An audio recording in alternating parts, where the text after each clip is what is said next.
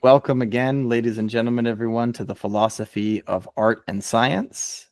Today, our special guest is my former professor of philosophy, two-time, Dr. Lucas Mather. Welcome to the program. Peace be with you. And with your spirit. How Great are to you? see you.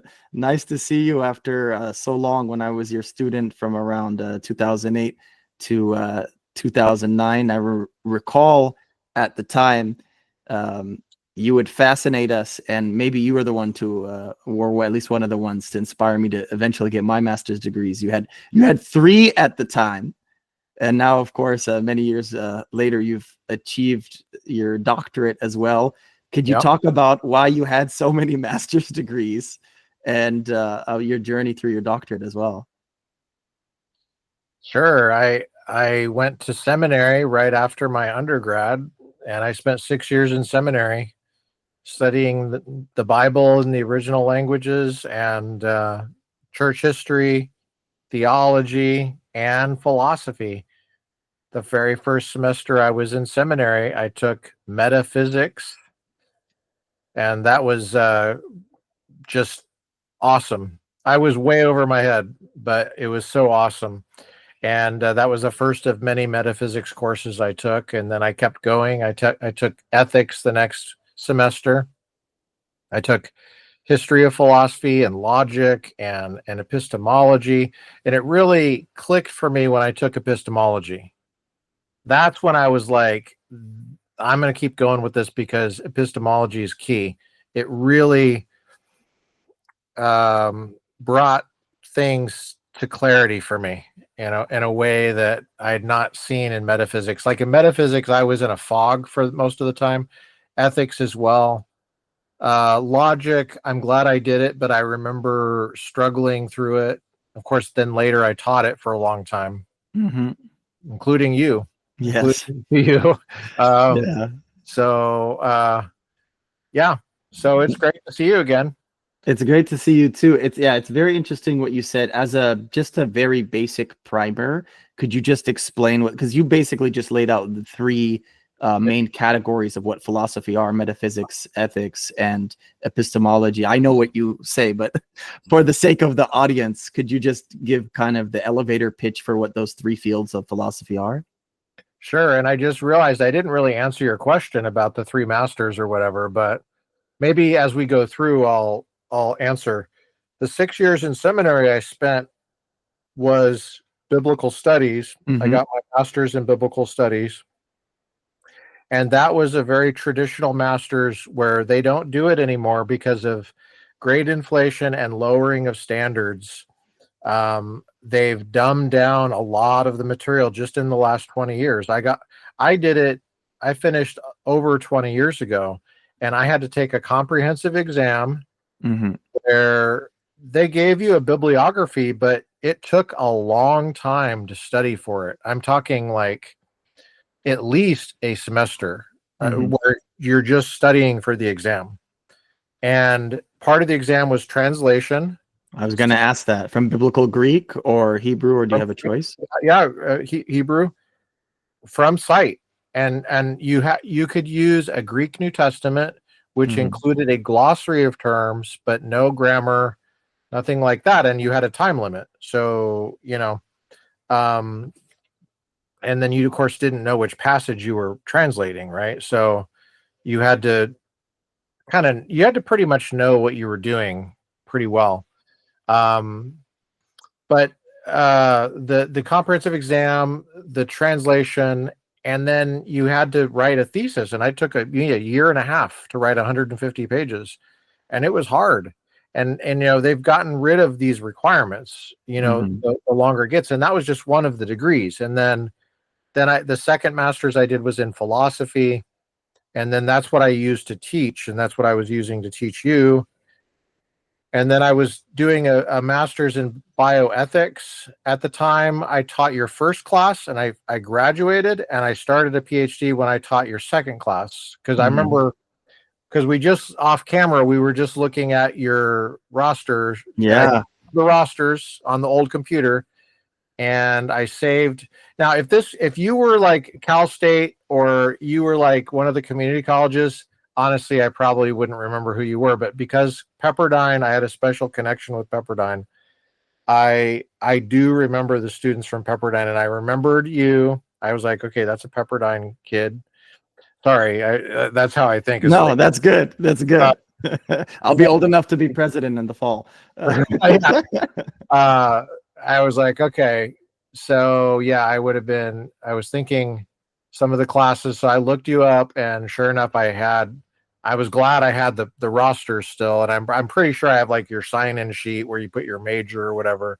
That was Because very I impressive. kept most of that stuff in boxes. Well, then when I started my PhD, I ended up getting a fourth master's in politics, and my PhD is in public law and American politics. And I got that finally, after a long time. It took me 11 years. But okay, now you want to know what ethics, epistemology, and logic are. Metaphysics. Yeah. Metaphysics is the study of ultimate reality, and epistemology is a study of how we know ultimate reality or anything, the limits and sources of knowledge. Were you a philosophy major? I was not a philosophy major, but I danced on the line because the minor only required 4 classes, but I took 7. I was a part of the Washington, D.C. program. I worked for then Honorable Congressman Dennis Kucinich, a Democrat. I wanted Ron Paul actually first, but he was a fantastic second pick, and they worked together a lot.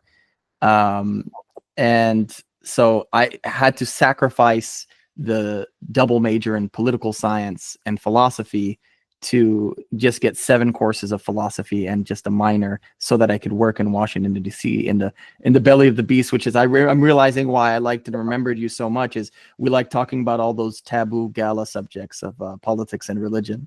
Yeah, I brought that stuff up all the time because I thought about it all the time, and when I approach philosophy, I approach it as a thinker about politics. So I'm glad it connected with you, and it seemed like it was helpful. I mean, if you took 7 courses in philosophy, which courses did you take? You took intro, logic, ethics. Yeah, I did. I took 2 different ethics courses. Some of them crossed over with my political science major, so it's kind of like cheating, double counting it.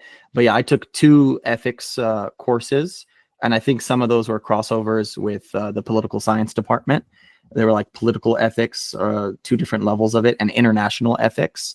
Wow. I also took the history of political thought with Professor Nathaniel Klemp, if you remember him. Last I saw him, he left there to become someone in the fitness industry, back to his home in Colorado. But he was a student of someone I'm sure you'd have a great conversation with, Brother Cornell West, and brought him onto the campus to speak a couple times. Yeah.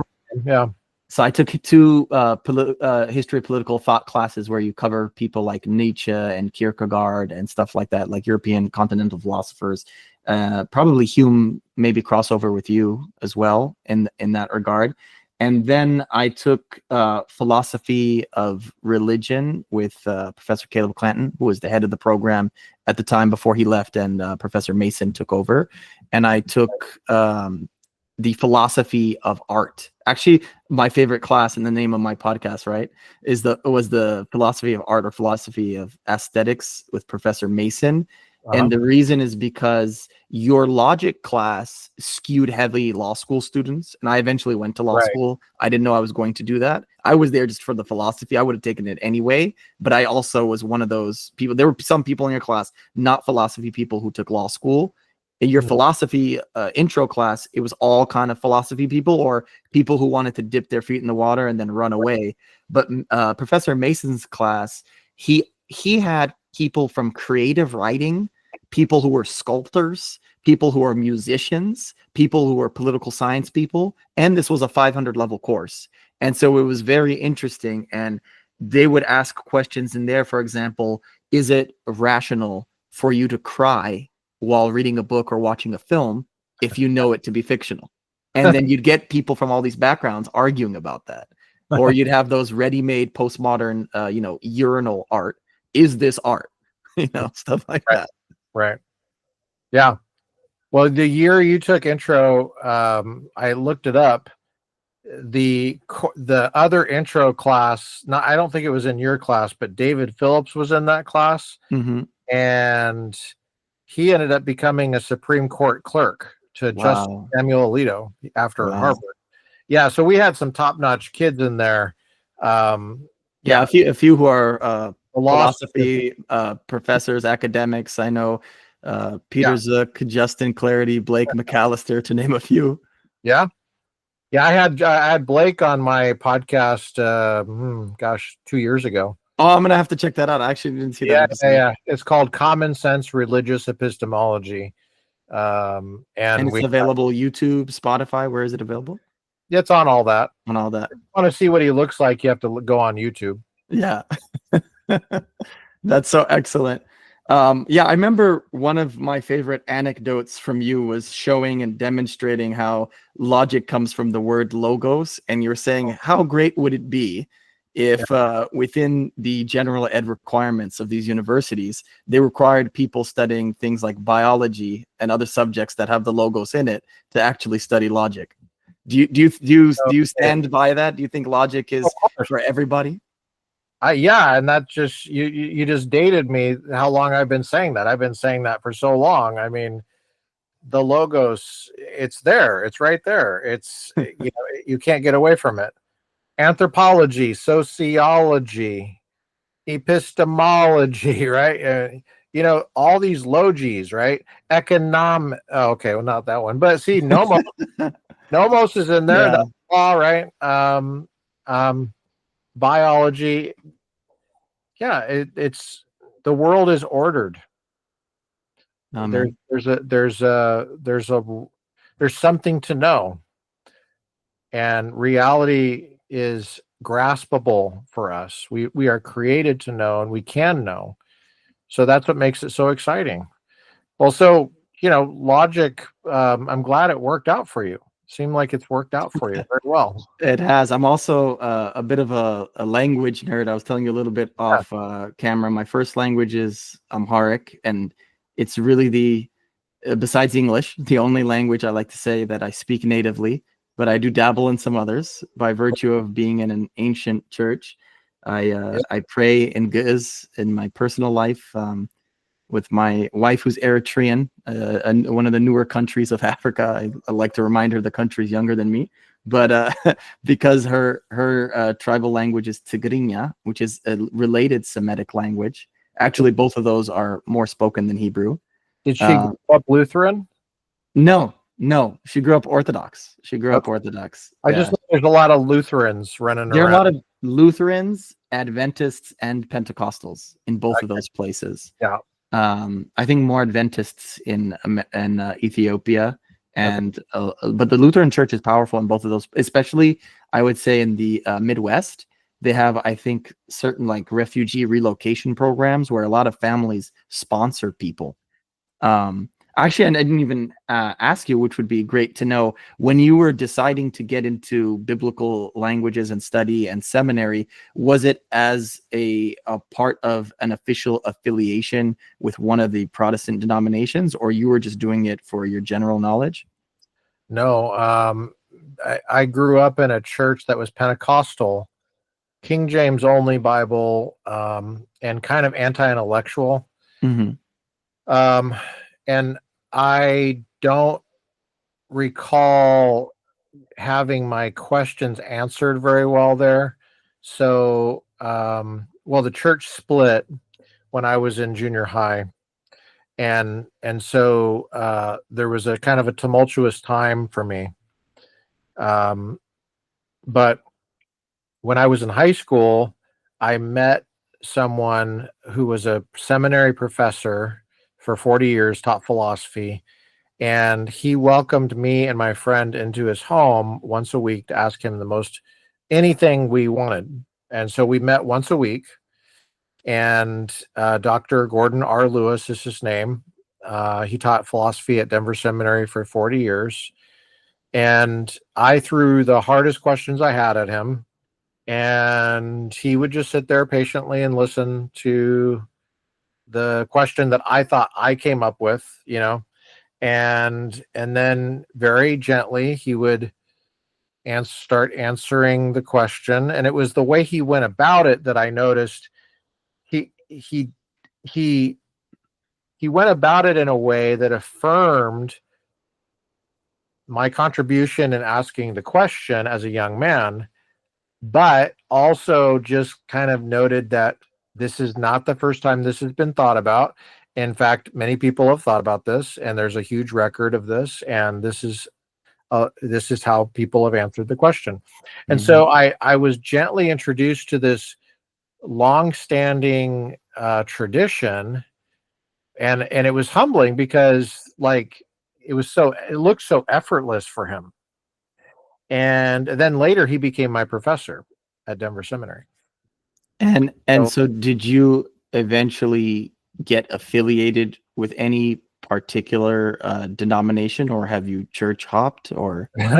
well, I am on staff at a church right now. It's an Anglican church, Oh, wow. and it's a North American Anglican Mission Church, Mhm. which is offshoot of the Episcopal Church, Mhm. and the Episcopal Church is the offshoot of the Church of England, and the Church of England, of course, goes back to 1534 when a Parliament, the British Parliament, asserted.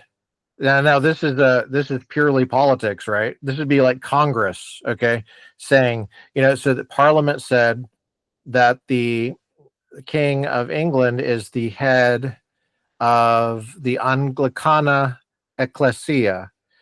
And so the Anglicana Ecclesia Rex or whatever, that would be the King of England. So that was just an assertion by Parliament. And of course, Mhm. it was Henry VIII.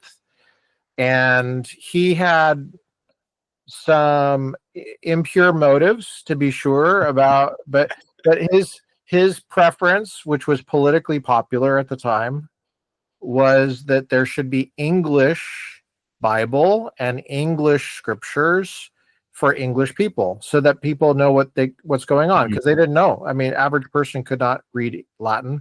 Actually, the average person could not read English at the time. So now this is interesting because when Henry VIII died, Edward the Sixth, was 9 years old. Okay, you thought that our politics was infantile. Okay, he's 9 years old, and when he's 11, the Book of Common Prayer, the first edition, is published, and he's supposedly overseeing this. Like in Mhm. 10th grade or whatever. Yeah, When I with was, his co-regent, I'm yeah, sure. but actually his uncle, Edward, I think he was Duke of Somerset. Edward something was really kind of in charge, and Mr. Cranmer and all that. And so, you know, Edward the Sixth died when he was 16, just after he got his learner's permit. I'm being facetious here, but Yeah. and Mary took over. Mary was not very good. She didn't like Mr. Cranmer. She burned him at the stake. Was She that did. Bloody Mary? Yeah, she started putting tomato juice in her vodka, which is really what made everybody crazy. And she didn't last very long, thank God. And then Elizabeth, her half sister, took over, Elizabeth I, and she reigned for 45 years.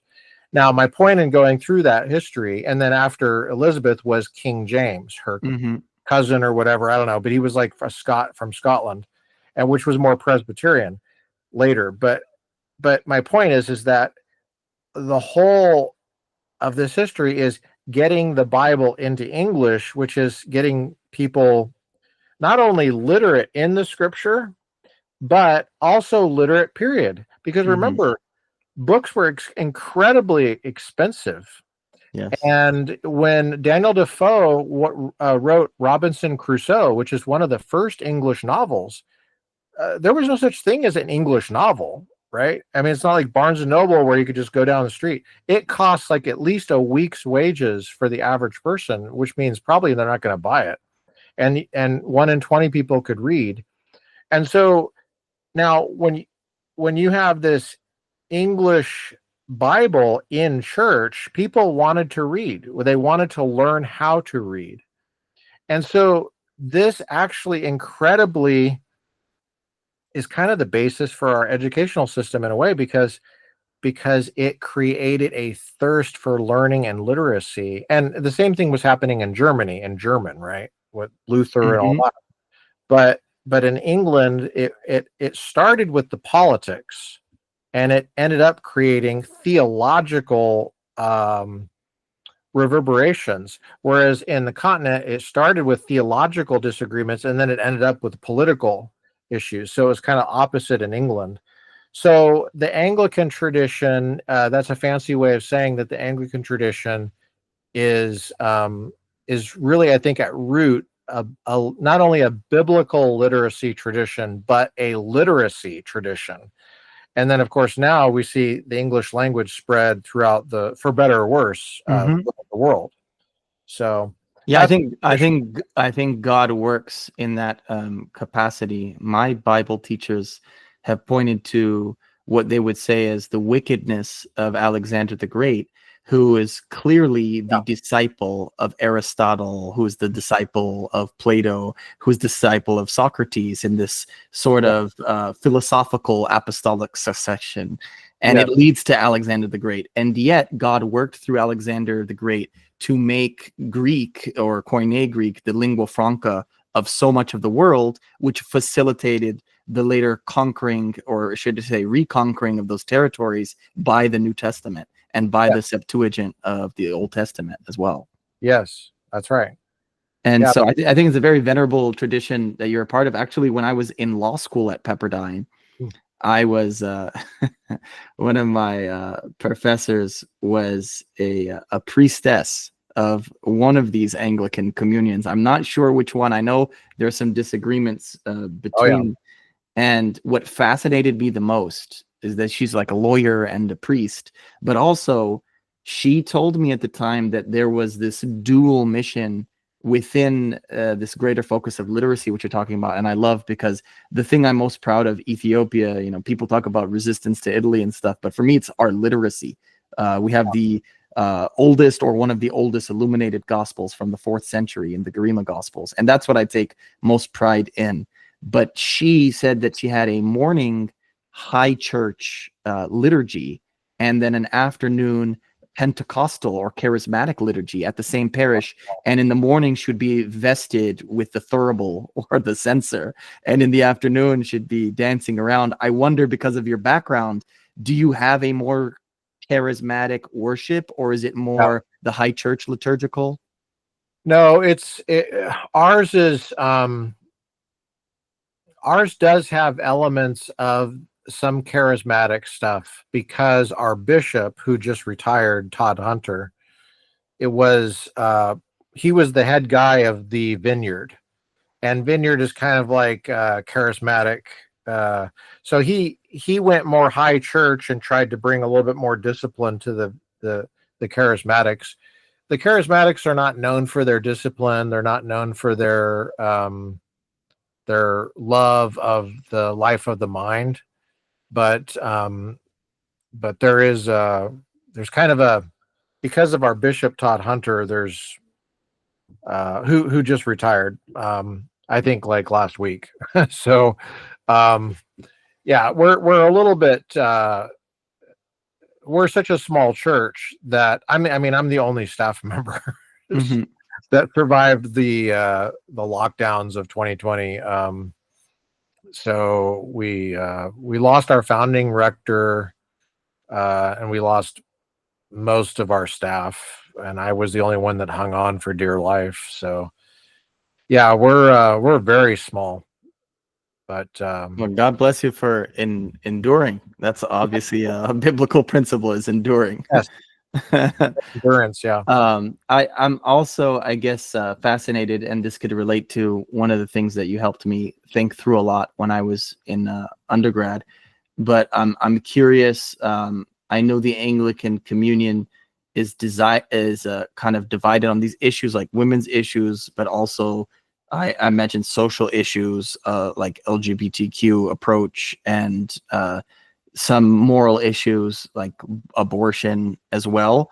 I know from I think some of the logic trees, or I don't know if it was breaking down the film Religulous by Bill Maher. And I'd love to get your religious and political perspective on him now, because he pisses me off sometimes, but there are sometimes I kind of appreciate some of the things that he does, like the fact that he still wants to meet with Trump and that he doesn't care if you know who's that guy on the Larry David from the HBO show is going to put a piece in the so-called paper of record, the New York Times, just blatantly doing what everyone's been doing and making that low-hanging fruit Hitler comparison. Meanwhile, his wife co-star is the Right. real life wife of RFK Jr. Right. So yeah, I came into Pepperdine a nominal Orthodox Christian who didn't really go to church, who had been unchurched for about a decade, but was open and seeking and doing things like service projects with the people of Pepperdine, doing things like studying scripture with some of my Protestant friends. And I had a couple Catholic friends on campus as well. Definitely we had Orthodox friends that would shout out to each other on our, oh, this is our Easter on a different date or something silly like that. Oh. But I had no sense of, my parents never gave me the birds and the bees conversations, very taboo in Ethiopian culture.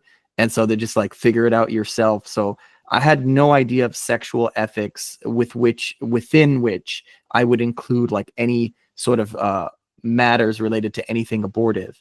And I believe in somewhere in the logic class, we studied, I think maybe Supreme Court cases or the film Religulous, and I came to see this issue in a different light. And to be frank, I came from very liberal or progressive Los Angeles, and you were one of the first really like brilliant professors I had met who was openly pro-life. Even though I think you were very fair in your class presentation, I appreciated your how candid you were in laying your cards out. Oh, I appreciate you saying that. Let me tell you a little story. It's from Pierce College. You know Pierce College, right? Yeah, in the Valley. I'm from the San Fernando 818. I'm from the San Fernando Valley. 818. Well, this was a Pierce College class that was in downtown Los Angeles at the Beaudry building, the LAUSD employees I was teaching. I was teaching city employees, and I taught a course called ethics. And in the course description, that's the official document of LACCD, LA Community College District. It says we're supposed to cover abortion. So I covered it, and I got a complaint. And the complaint was, are you ready? The complaint was that I spent an hour, or no, I'd spent, I think it was a 3-hour class. I spent an hour and a half covering the pro-life position. That was the complaint. And I pointed out to this lady that I had spent an hour and a half on the pro-choice position, exactly the same amount. And she said, "Yeah, I know that's how I can tell you're pro-life. Is that you did it equal time." That was enough for her to tell. And I said, it took me a while to figure this out, but I was like, that's actually perceptive. That actually says quite a bit about the bias on campus. That if you are fair, they can tell that you're a Republican. So I was like, well, okay, I guess I'm a Republican. And so then, I created my podcast eventually called The Republican Professor. And that's lowercase r or uppercase r? Well, it's it depends on if you're doing the Gmail address, because it doesn't matter if it's lower or upper, but on the website it's upper, I think. I was just joshing at you to get overly philosophical about someone who believes in republicanism versus the political party. Right. Well, that's an interesting question. Hold on one sec.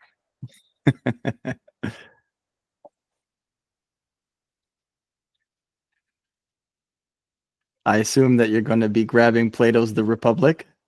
No, I'm just grabbing my Constitution here. Hold on a second. Oh. Let's see if it's capitalized. I mean, lots of random words are capitalized in the Constitution, Yes, and so that's right. um, In the English of the time, and I think some of the S's look like F's.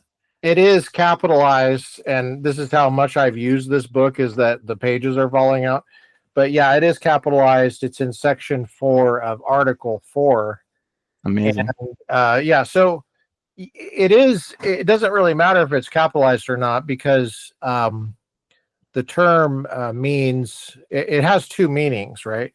It can mean the contemporary Republican Party, which goes back to 1854, or it can mean Republican form of government. Mm-hmm.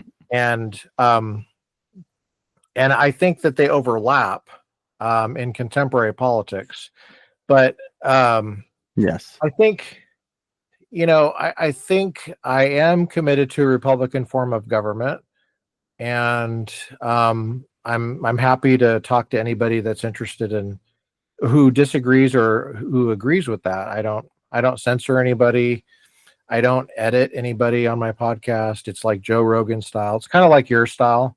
Yeah, yeah. We're Just, both inspired by that, yeah, raw format. yeah, say what you need to say, just like John Mayer said a long time ago, and say what you need to say. Just say what you need to say. I don't care. I'm not going to censor you. But just we have a discussion, and like in that ethics class that I was telling you about at Pierce College, they just didn't want to have the conversation, and Yeah. that's the issue. Is I just noticed that there's like this censoring kind of movement. I'm not really sure how that. What was your original question? It was something. Well, yeah, go ahead.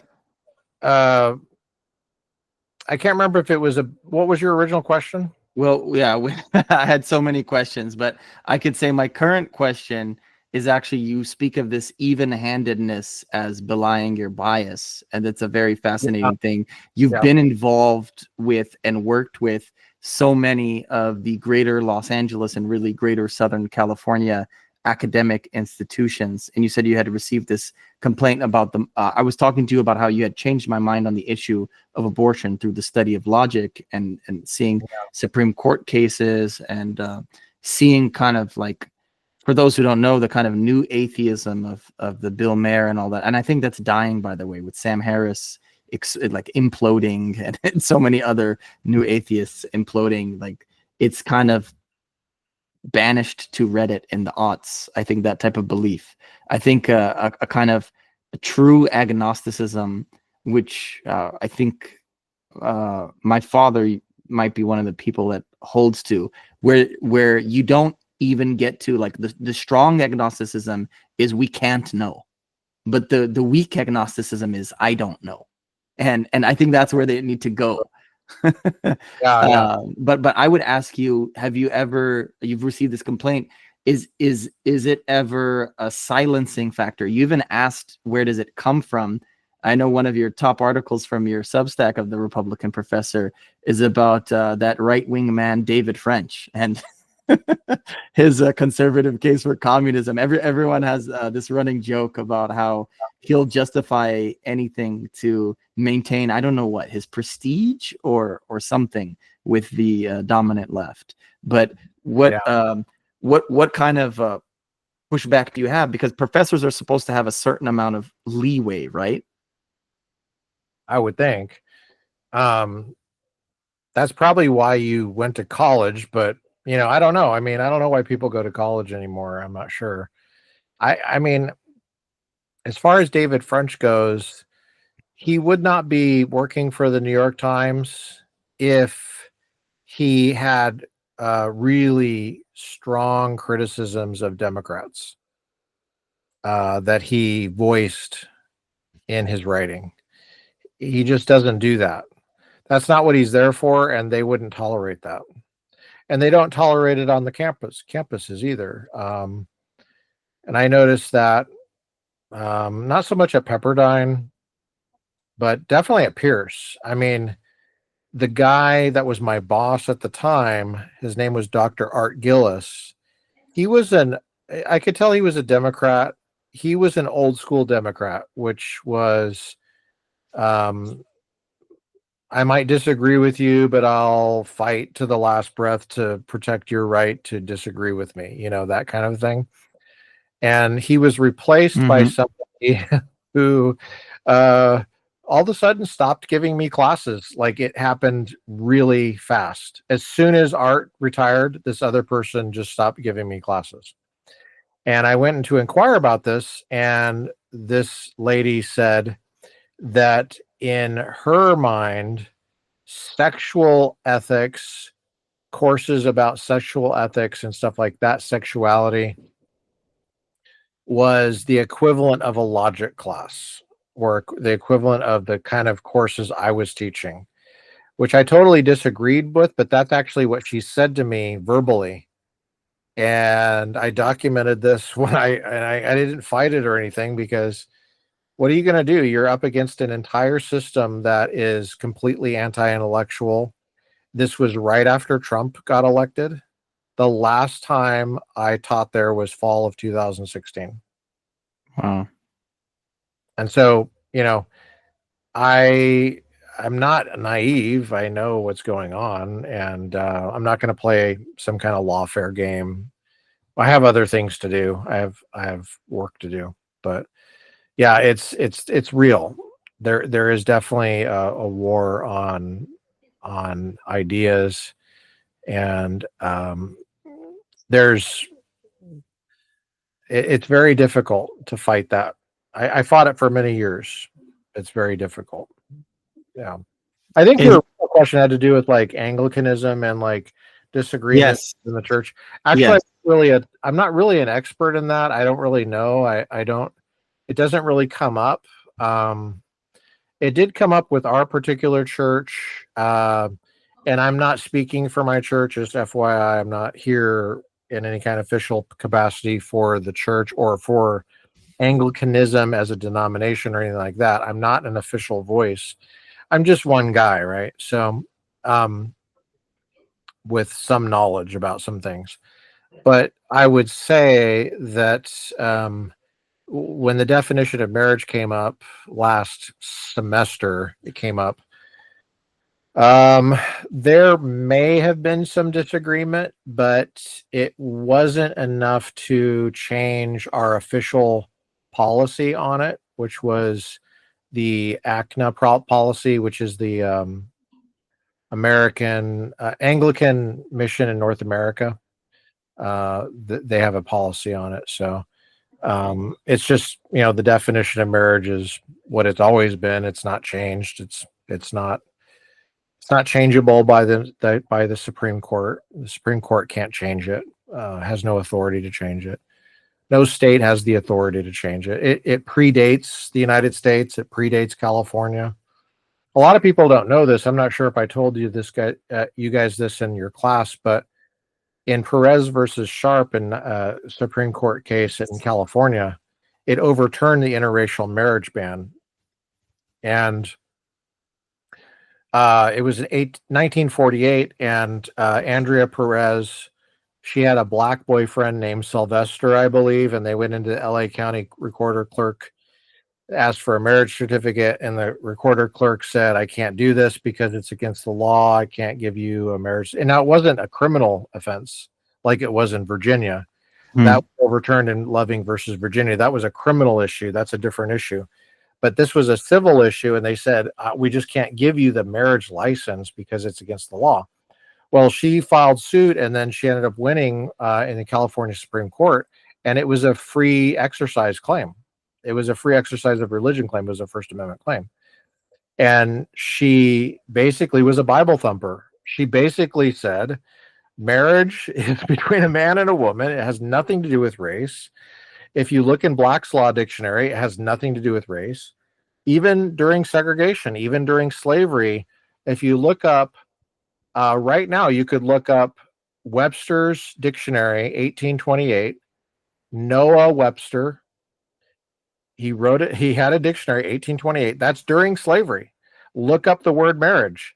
there are no racial criteria whatsoever in the definition of marriage. It's man, woman. And you know what the example, you know, they always give examples. Yeah. The example he gives is from Genesis. A man and woman, God created male and female, created he them. And then, you know, they were married. And it had nothing to do with race. And in Black's Law Dictionary goes back to 1891. And so this is during segregation, right? The Republicans had already crushed slavery de jure, and of course, there's still de facto slavery, unfortunately, and there's still de facto slavery, which we're still working to eradicate. But during segregation, the definition of marriage never changed. It was always man versus woman, man and woman, man versus woman, man and woman. And that's what the North American Anglican Mission holds to. And it predates California, and it was the basis for striking down interracial marriage ban. That definition. So in other words, they did not create a new definition. They went back to the old definition, and they said there's nothing wrong with this. What the progressives did was they added a new racist definition. They added a new racial criteria, which was not in the original. And so they basically adulterated the original definition, which was pure. And so they adulterated it and they made it impure. And then the California Supreme Court said, okay, we're going to get rid of the adulteration. We're going to make it pure again. And interracial marriage ban goes away. See you later. And the governor of California at that time was a man named Earl Warren, and he was a Republican. And he later was put on the Supreme Court by Dwight Eisenhower, who's a Republican. And there's a lot of criticism about Earl Warren, but he was the one that wrote Loving versus Virginia, which overturned the Virginia ban. That was a criminal ban.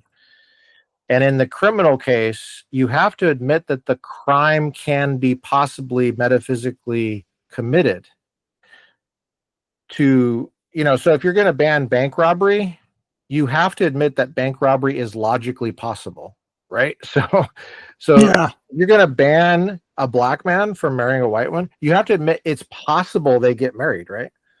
So he quoted, well, I don't think he quoted, but he cited Perez versus Sharp. Was it Perez versus Sharp? Yeah. He cited the Perez case from in one of the footnotes. And apparently as governor, he was paying attention to that case when it was decided. And then you have it struck down at the national level. And of course, that was overturned. I believe that was overturned in the Supreme Court in Obergefell, because what they did was they took Baker versus Nelson, which was 1972 or something like that. And Baker versus Nelson was like basically two men decided they wanted to try to call their friendship marriage. It was in Minnesota, and Minnesota said, let's look at the dictionary. No, that's not possible. And they sued. The Supreme Court heard it. And if you read that case, it's like one sentence, and they said, look at the dictionary. It's not possible. And they quote Webster's dictionary. They quote Black's Law Dictionary. And that was what was overturned at Obergefell. What Obergefell did was they created a new definition, and they totally misread the history. And there was at least two logical fallacies. One was equivocation, equivocating on the word marriage. You start with one definition of marriage and then you change it. It's the same spelling, but you change the definition. And then the second one is begging the question. Begging the question is when you never answer the question that needs to be asked and you assume an answer that's never proven. So they assumed that they needed to create a new definition of marriage, but of course they never said what it was. They never said what the new definition of marriage was. And they never proved that you need to have a new definition. So this is a major problem at the Supreme Court. And probably there's a little bit of a weak analogy too when you compare the discrimination, and I wouldn't say it's discrimination against same-sex couples. I would say It's discriminating not against people, but between two senses of a term. You just, if you use any term, you have to discriminate between how you use the term and what you mean by it and what you don't mean by it. So you go to the grocery store, you go to the fruit section, I want an apple. I don't say I want a traditional apple. I don't say that. I don't say, give me a traditional apple. I just go and I get the apple, right? It's an apple. It's the same definition. And the word marriage is always under M. It's not under T. It's not under traditional marriage. It's under M. It's marriage. It's the same thing. And so when I get an apple, what I don't mean is an orange. And nothing against oranges necessarily. It could be that oranges are great. I don't want an orange. I want an apple. So we mean something by apple differently than we mean by orange. And we might say, well, they're both fruit, so it doesn't matter. Well, okay, but apple versus bacon, it doesn't matter. You mean something by the word marriage. And so we discriminate between apple and bacon. We discriminate between one sense of a term and one sense. And it's harder because marriage has two meanings for the same spelling, but it's the same with a lot of different words that have two meanings for the same spelling, like minute and minute, two different words, but they have the same spelling. And homonyms. So it gets very confusing sometimes. You have to really track the meaning of the term. We just talked about Republican. Republican spelled one way, spelled the same way, two different meanings, right? So the Supreme Court equivocated on the same spelling. If you read that decision in Obergefell, I think it starts with marriage has a long history, blah, blah. Well, he's talking about the man-woman definition of marriage, right? And then somewhere in there, he changes the meaning, and he never tells you. He never tells you what the new definition is. The new definition is going to have boundaries to that definition. He never tells you what those boundaries are. He never tells you when you stop talking about marriage and start talking about non-marriage. Just like with Apple, there's going to be something where there's going to be a non-Apple, right? That's the whole point of using words. We want to use the words precisely. And that's the whole point of using them in law. And it's the same with abortion and person. The word person does apply typically to people that are already born. But oftentimes we use the word person to talk about people that are not born yet, right? So, it's even in the whole idea of a birthday, right? I mean, when's your birthday? You have a birthday. Well, that implies that you were not born the day before, right? It's still you. And then the day before you're born, you're not born. And then on your birthday, you're born. And you only have one birthday, and that's when you're born. And it's you that's born. It's not somebody else that's born. It's you, and you come out of the womb, and it's you. And that's why we say it's your birthday. It's because that was you. That was you back then. And of course, everybody knows you started small and you got bigger. And that's how mammals are. You start very small and you get bigger. And then you stop getting bigger at some point, and then you get smaller when you're really old, and then you die. And that's the human lifespan. And the word person is the same thing. I mean, the 14th Amendment says all persons born in the United States, subject to the jurisdiction thereof, are citizens of the United States. It doesn't say that all persons are born, right? It says that it says something about persons who are born in a certain location, and that has something to do with citizenship. It doesn't have to do with personhood, the metaphysics of personhood. So there's a short lesson on the definition of person and the definition of marriage in our constitutional context. That was beautifully well said, and you did it so naturally. What you didn't notice, but what you reminded me of and took me back to school, is the way you so swiftly defined begging the question. By the way, probably the number one logical fallacy that I've seen out in the world is actually not even a logical fallacy, but people thinking begging the question means it makes you need to ask a question. Like that's the number one. And you like for you, it's so ingrained, the actual logical fallacy of begging the question, that you used it correctly. But I can't tell you how many times in the media where they say, "Oh, well, that begs the question," and they think it means that it's supposed to lead to a question, and it's like, no, no, no, no, no, no, no. And I think I learned that when I was 18 or 19 from you. I should also tell you anecdotally, I used to raise money as a fundraiser at Pepperdine while I was there to pay for groceries and such. And we used to have a drop-down menu of reasons why certain people don't give, and it was quite funny. I worked on election night in 2008 when Obama won. And by the way, I wanted him to win at the time. Later, I really didn't.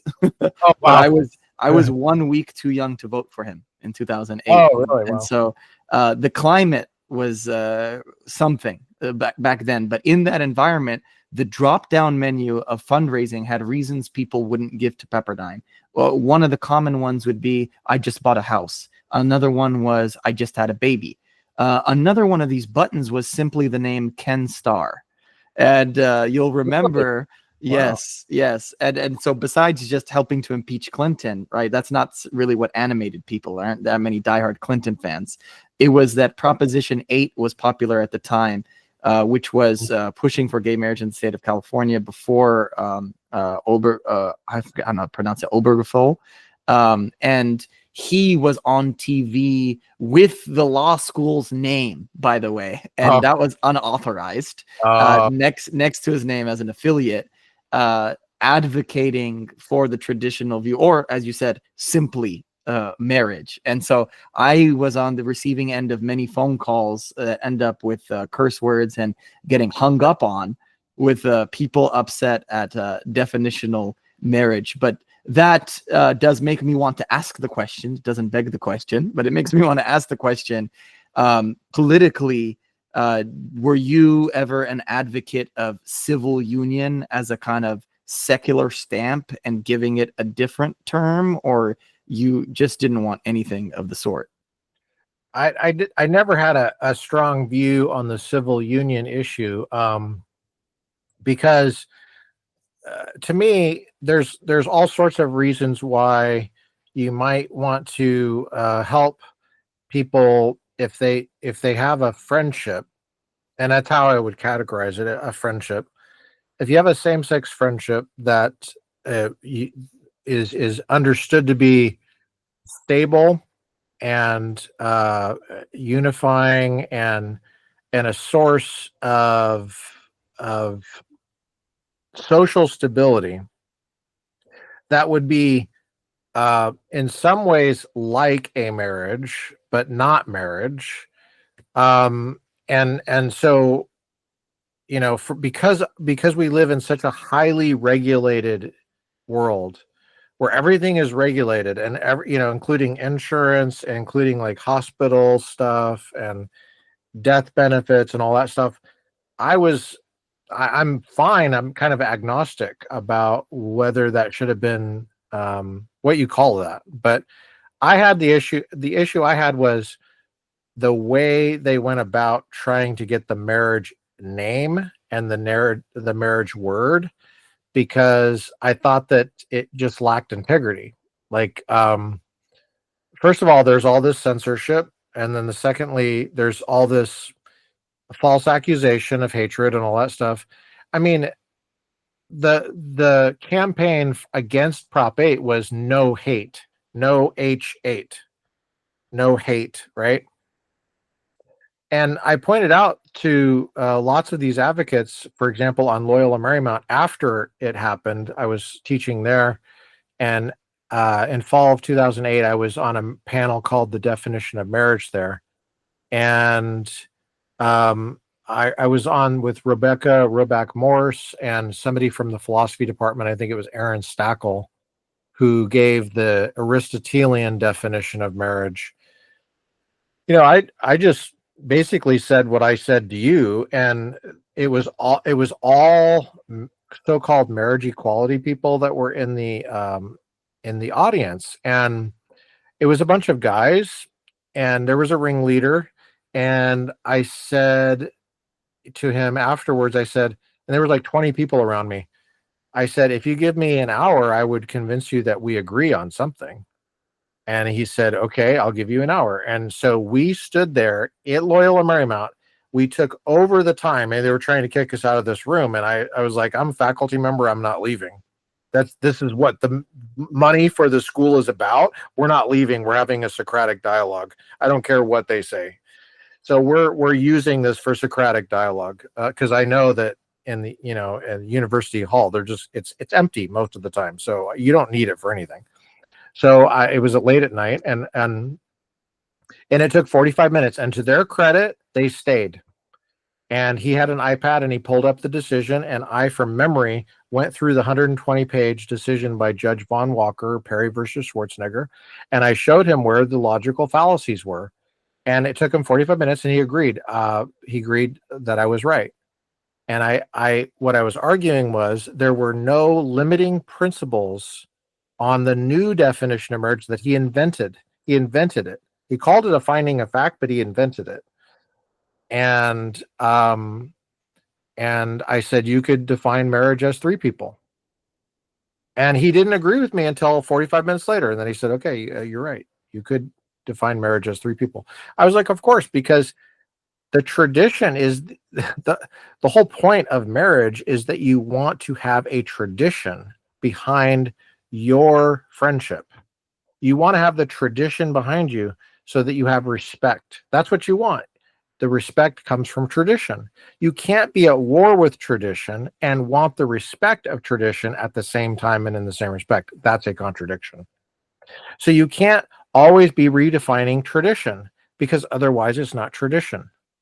Tradition has to stay the same. It's the same in history. The past doesn't change. If you want the benefits of the tradition and the past, you can't be at war with it. You have to choose. And choose this day which side you're on. I mean, I'm choosing man and woman. I'm choosing to be with the tradition. But I could say about anything, traditional apple. I mean, I'm not trying to define any of these terms. And I said, if you want a union, okay, fine. I'm not going to get in your way. If you want to visit your friend in the hospital, I'm not going to get in your way. If you want to inherit the house, of course not. I don't have anything to do with that. I don't want to make your life worse, but I don't think you should be lying to children. Do not lie to the children that this is what marriage is. It's not marriage. And that's what I have a problem with. And I have a problem with you redefining the term and not telling people what you're doing, because he was denying he was redefining it. And I said, you are redefining it. That you have to just say it. If Obergefell started with, we are redefining marriage here, and here's how it goes, and it's based on my authority, it would have read very differently. But that's exactly what he was doing. And I have a problem with lying about it. And so what I told this man is that, as long as we can be on the same team about all sorts of different things, but you're also redefining the term hate. And I don't like that either, because you're redefining the term hate to mean disagreement. And you disagree with me, and you don't call your position hateful. And I think that is BS. And I think young kids can see that, and they will remember it. And you will be embarrassed in 30 years, because they will look back and they will see, the smart kids will see that you were redefining the term hate as well to mean just disagreement, but not disagreement all the way around, just disagreement when it comes to you, not when when you have it go out. And I said, if hate is disagreement, then you hate me. And if hatred is a reason to disregard the position and vote against it, well, then you just undermined your own position.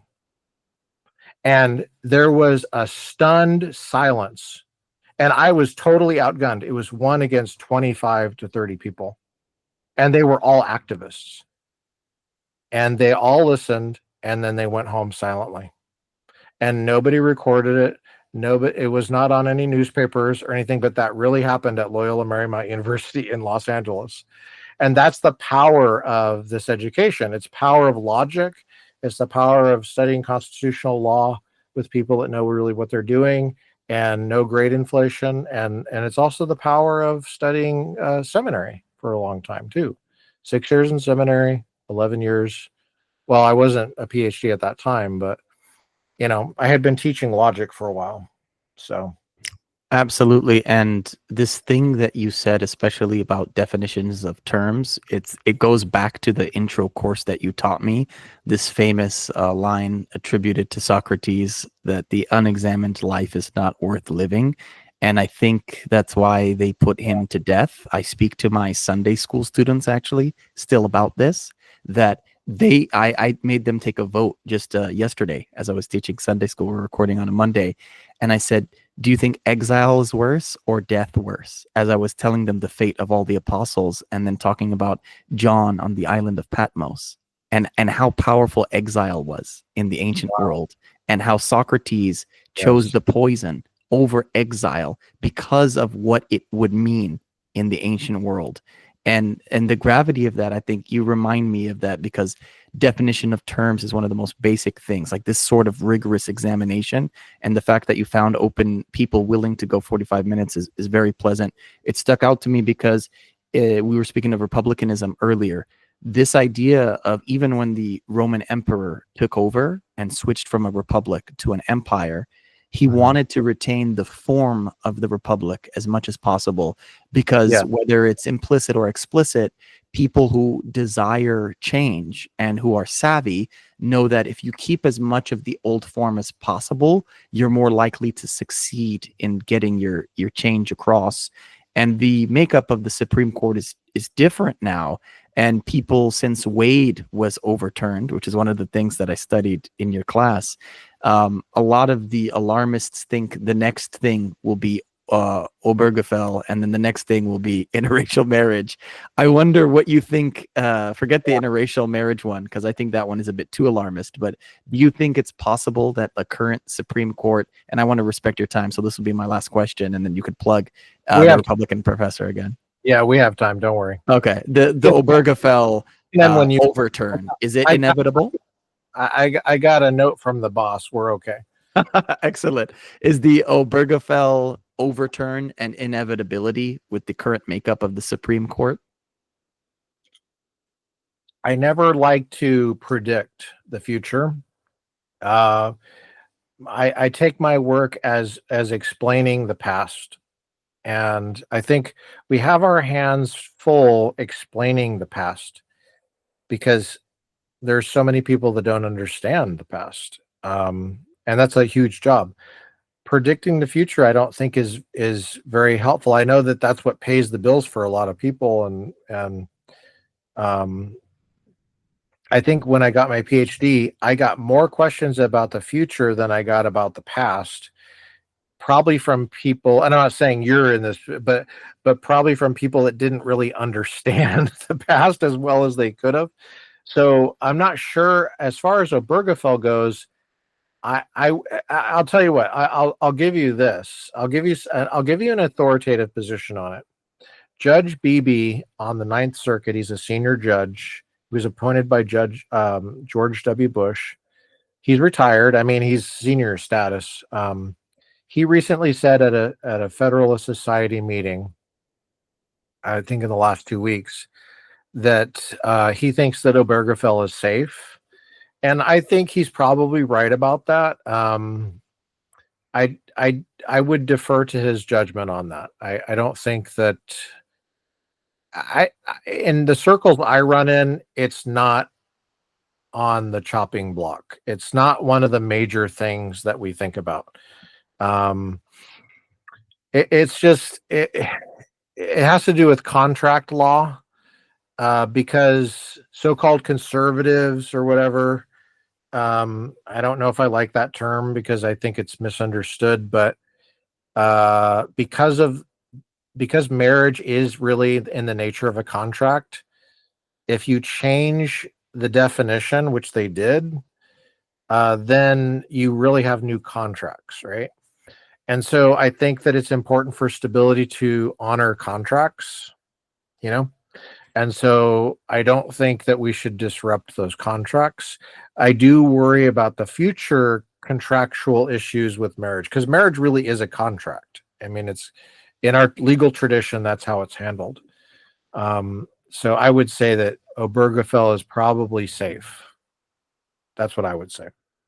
That's fair, and I appreciate you not wanting to take on the mantle of Nostradamus as well. It's a dangerous business, unless you are a seer, like the oracle at Delphi as well. But I do think it's important to get the history right, even if it was decided wrongly. Then we should be honest about that. Yeah, I heard you just now speaking about the importance of stability, and I heard you saying this word order as well earlier. This is I think order and chaos are very interesting forces, and I've been drawn to them at different times. I'll tell you politically, I was a libertarian, but unlike many, I came at it from the left rather than the right. And when I looked at the history and even like the etymology of words like liberal, from which the classical liberals draw, I studied the French Assembly, and the people that were on the left and the right. On the right, you had the Ancien Regime, the absolute monarchs. On the left, you had Bastiat, who is a man who believed in markets, but you also had Proudhon, who was a kind of proto-communist who was against property. I think his famous line is "property is theft." And yet they kind of coincided on that left scale. And so always kind of thought of myself as still a man of the left, and in fact an embodiment of it. And I was fascinated especially with the idea of the market being so powerful it could replace even things like law and security production. So I studied things like polycentric law. I studied the many types of anarchists of the world, and for a long time I was identifying as an anarchist. And I think some of the most amazing evidence of it is not places like Somalia, where people like to point to, which has so much state involvement, but actually places like Zomia in Southeast Asia, where you had slash and burn hill people, and over 100 million of them, that people like the anthropologist and political scientist from, I think, Princeton or Yale, I think Yale, James C. Scott, used to write about. And these people were intentionally not rendering unto Caesar for thousands of years across China, Burma, Vietnam, and so many states. And it was a real true anarchy, which they achieved through illiteracy, the opposite of your value, through slash and burn agriculture, and through shamanism, which is their indigenous traditional religion. But if we talk about on a grand scale, I started to see, especially from 2020 onwards in the United States and in my parents' homeland of Ethiopia, what the breakdown of order and stability could lead to. And I'm a father now too, and a husband. So I thank you. So I think when I was more single and with less responsibilities, the chaos is more exciting, and I'm like, I could survive. In fact, I could thrive. But it's becomes more scary when you have people to actually take care of, when you have responsibilities and dependence. And so I wonder, was it your background as a veteran, as a man of the Navy, of the military, that led you to value order like the centurion of Scripture? Or was there something in you before that that had already had order that then was drawn into the military? Like, what's the ontology of order within you? I don't know. I think I wanted to serve because my grandfather served in the Navy during World War II. I was kind of following in that tradition. I knew that I was a fervent anti-communist, and at the time, 1992, when I joined, the Soviet Union had just fallen, and I studied Russian in high school, and so Christos Voskresy. Dobre utro. It's about the only thing I remember. All I know how to say is Christ is risen, and truly he is Oh, risen. right. That's old church great. Slavonic. So uh, when I went into the Navy because I was convinced communism was still alive, and then I was forced to study a communist language and do intelligence and stuff like that.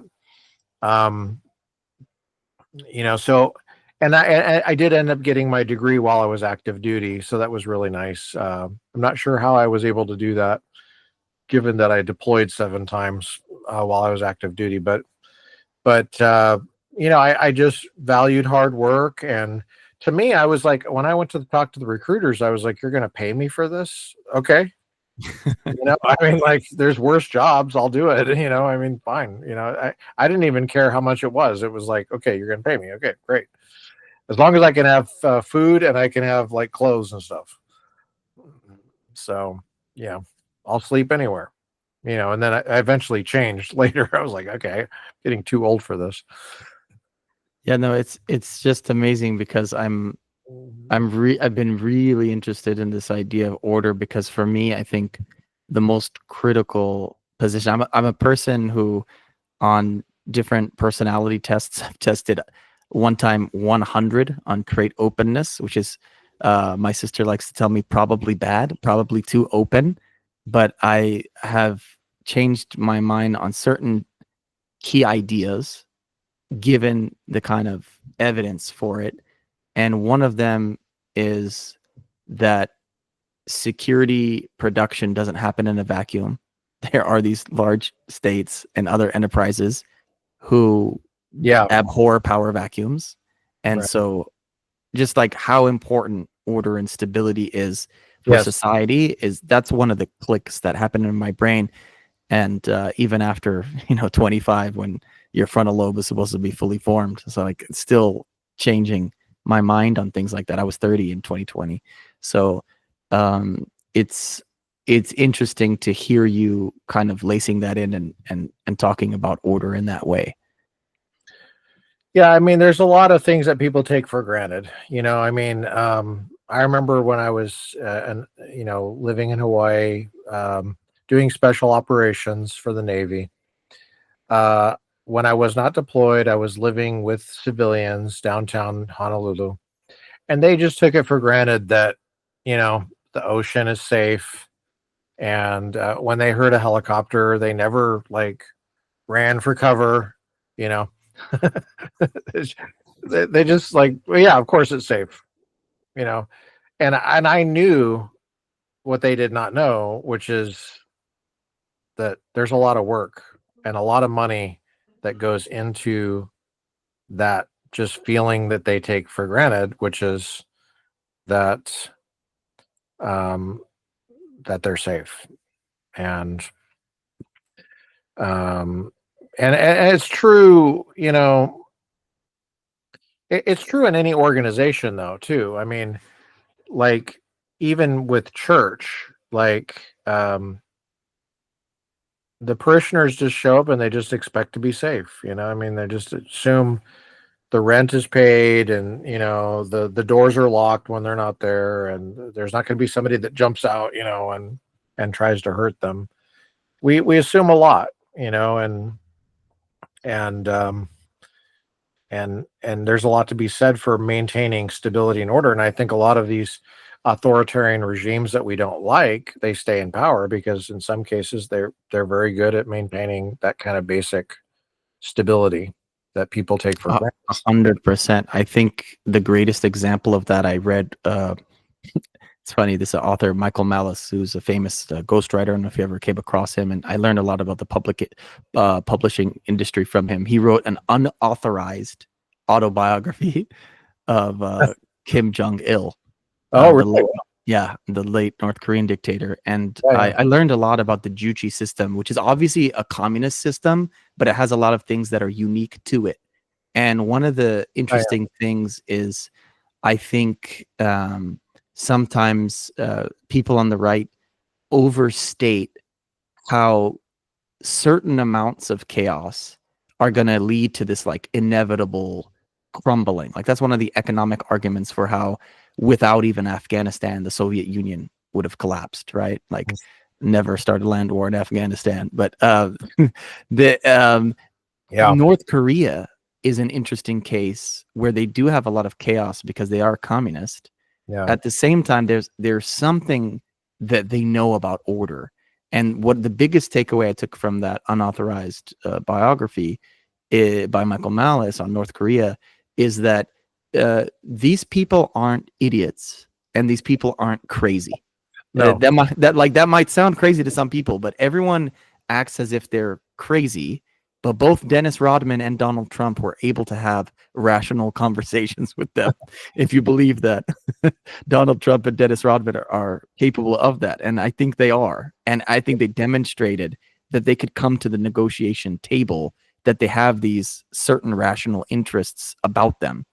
I mean, they're human actors, and Yeah. so how, like, will the Juche system crumble? I mean, there have been so many predictions about it. That thing looks like it could go on for centuries. You know what I Maybe. mean? Yeah. And I think recently I heard their birth rate is actually higher than South Korea. Wow. Really? Really, really, and that's, what does that say for people not paying attention to things like natural increase or your birth rate versus the death rate? Like that's impactful. They might be winning the long war without people knowing it. And I had an uncle who fought in Korea. I was going to ask you, who's the saint behind you, the picture? That'll be Ezekiel. I named my son after him. This is one of my just small icons I have.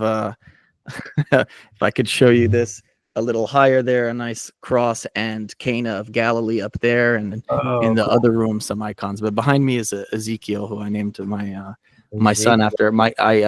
I didn't learn the biblical languages as long as you, but was laid off for a little bit of 2020, and so I hit up one of my Bible teachers, the great Father Paul Nadim Tarazi. He's a Palestinian born in Jaffa before the state of Israel during the British Mandate. So he's in his 80s. Really? Wow.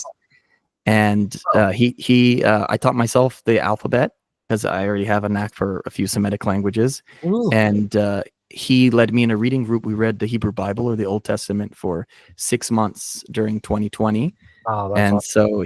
so he's my Hebrew Bible teacher, and he taught for decades at St. Vladimir's, the Russian Orthodox Seminary in New York. He also taught before that for decades at the, I think, Balamand. I think it's a Jesuit university in Lebanon, and he taught in Romania as well. So the guy he's an absolute legend in biblical scholarship, and he taught me for free, so I always give him praise for that. And his only requirement is that I continue to teach others, and so I share what was freely given to me freely with others, especially regarding the word. And he taught me that Ezekiel means the strength of God, and it's a great parallel with Hezekiah, because you have the strength of El versus the strength of Yahweh, or the strength of the Lord. So they kind of parallel names. One's a king, one's a prophet. And if you view scripture Christocentrically, you could see them both as types of Christ, who's the perfect prophet and, of course, the perfect king. Yes. Wow. You seem so much stronger in your faith than when you were my student. And it's funny how that works. I'm double the age. Yeah, it's not that I had any kind of knowledge of that when you were my student, but I just remember. Well, I think my impression of you from that time was you were insatiably curious. That's what I remember. Bright-eyed and ready to learn and ready to experience, and you were there just soaking it all up. That's how I remember you. Yeah, I appreciate that. And I just didn't have the order and discipline that it seems like you've had over this time. Yeah. I was also very young. I graduated high school at 17, so I started college at 17. And so I was perhaps too young. I might have benefited from like a gap year in AmeriCorps or something else, which I ended up doing after college. And so I remember I bombed like one of the like logic tests. And I remember the way your class was structured. It was like just like 2 tests. It wasn't busy work at all. And so it was like brutal for my grade. but I studied my rear end off, and I got an A on the final for logic, and so Great. it balanced out to like a C plus B minus somewhere in that range. But it was like an A and an F mixed. So Oh, that's cool. That's a good yeah, story. I like that story. yeah. I Yeah. For you, man. Yeah. thank you, and obviously I retained Yeah, some you had things. a good attitude. Yeah, I remember that. Yeah. That's I cool. appreciate that so much. At this point, I want to thank you for the conversation, Dr. Mather, and I know I'm going to have you back more, of course, if you're willing. Could you again, please, plug the Republican Professor? And I know you're on YouTube, Facebook, Twitter, Spotify, Substack, but could you let them know about all those? Sure. Yeah, it's called The Republican Professor. It's on Apple Podcasts. You can subscribe there. And I think all I know is when I do an episode, it goes everywhere. I do have to submit it separately on YouTube, but it's on YouTube as well at The Republican Professor. And so yeah, my style is mainly constitutional law, but we talk about religion, culture, all sorts of things, education. I think So these are the very subjects that my audience likes as well, because they like me and I like those subjects. And of course, I loved your classes. Thank you so much for joining me. you're welcome.